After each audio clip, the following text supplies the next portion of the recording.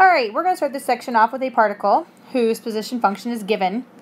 It's t cubed minus 6t squared plus 9t. And we are dealing with meters, and our time has units for seconds. So the very first question asks us to find the velocity at time t. Well, we know that the velocity is the first derivative, so all we have to really do is just find f prime. And in this case, that would be 3t squared minus 12t plus 9. So that gets us our velocity at time t. Now it says, what is the velocity after 2 seconds and after 4 seconds? Well, that's a fairly simple question once you have the velocity function, because all you have to do is plug in 2 to the velocity function. And if you guys take out your calculators and do that, you would get -3. And our label is going to be meters per second. And then we just have to plug in 4 to the velocity function. Again, if you just want to verify on your calculator, go ahead and plug it into that velocity function, 3t squared minus 12t plus 9, and you will get 9 meters per second.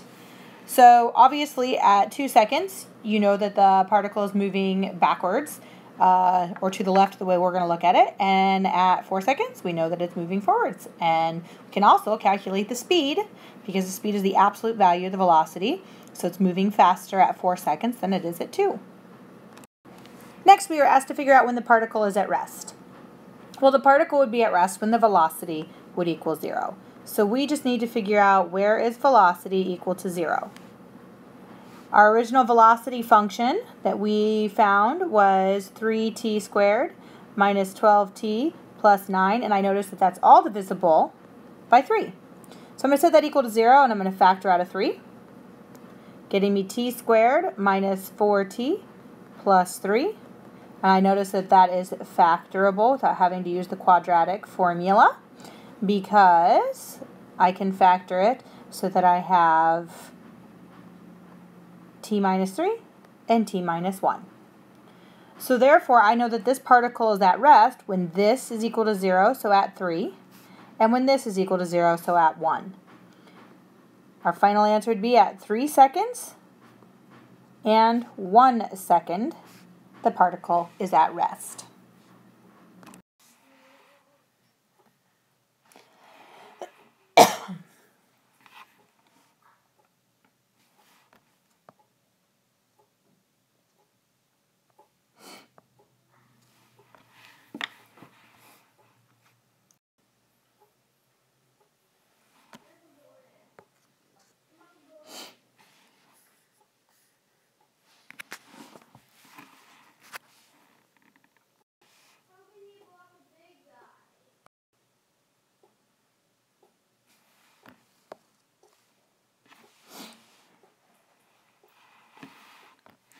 All right, then we're supposed to find the acceleration at time t and then after 4 seconds.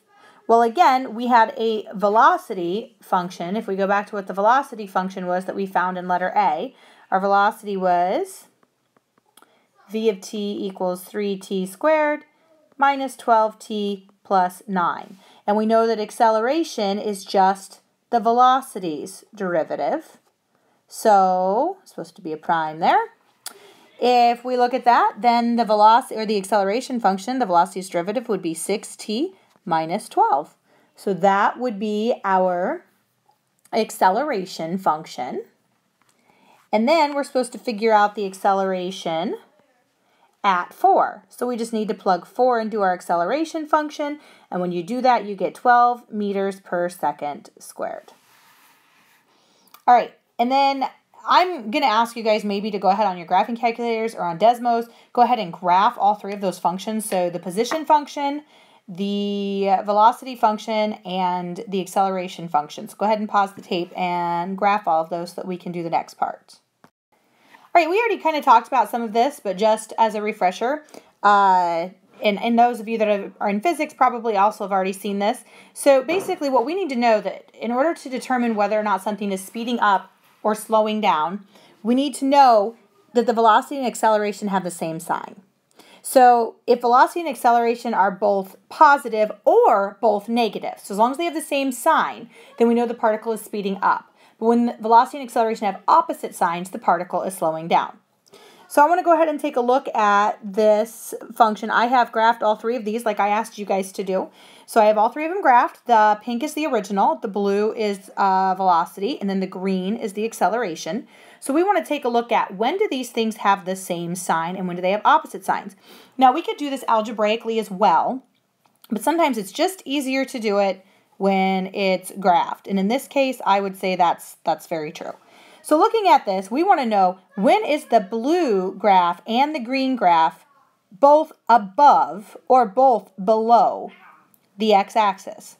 Well, the green graph is below all the way up till 2 and above from 2 to infinity. So basically, let's just take a look at what happens before 2.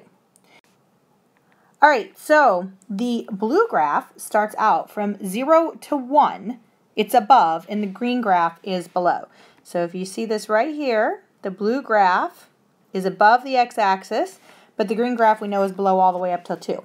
So from 0 to 1, they have opposite signs. So it must be slowing down. And then when we hit 1, from 1 to 2, so see how this is below, and so is the green graph. So from 1 to 2, we must be speeding up because they're both negative. And then from 2 to 3, the blue graph again is below, but the green graph is now above. So from 2 to 3, we must be slowing down again because signs are opposite. But then as soon as we hit 3, both are above the x-axis. So from 3 to infinity, we must be speeding up. And if we go back to that original position function, like that graph that we drew of the particle's motion, we drew one like this. And that makes sense that I would be slowing down to begin with so that I can turn at this point. Then I got to speed up, then I got to slow down in here so I can turn again. And then I don't need to slow down again because I'm not going to turn again, so I just take off. So I mean, it makes perfect sense that this is what this would look like. And again, we can do this algebraically. We can solve it and we can figure out where they both agree. And sometimes algebraically will be a better way to go, but for this graph, it just seemed logical to do it with the graph of the functions.